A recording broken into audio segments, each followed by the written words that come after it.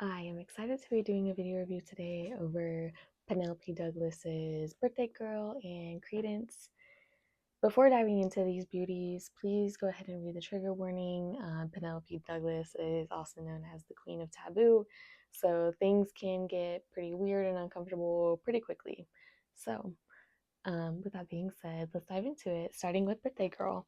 Birthday Girl was the first work of Penelope Douglas that I have read, and it's safe to say that she did not disappoint. However, I did give this book a 3 out of 5 stars, mainly because I felt like everything was super predictable.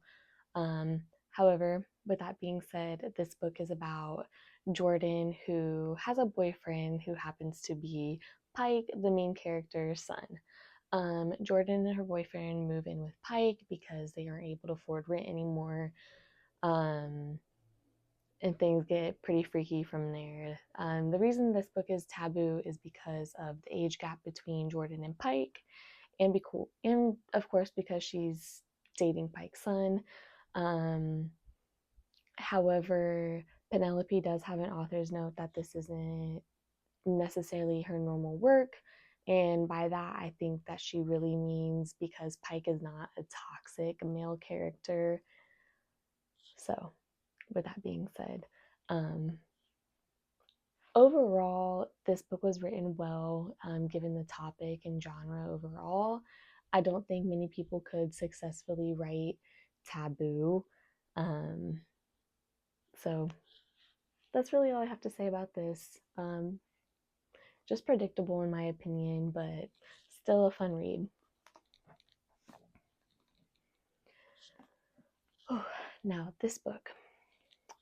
This book was not predictable. Also, please read the trigger warning, especially for this book. I gave this a 4 out of 5 stars and a 4 out of 5 rating for spice. So please use caution when you pick up this book. But with that being said, this is about a female character. I call her T because I don't know how to pronounce her name, and I think even if I tried, I wouldn't be able to. But T's parents die, so she moves in with her step uncle, Jake, and his 2 sons.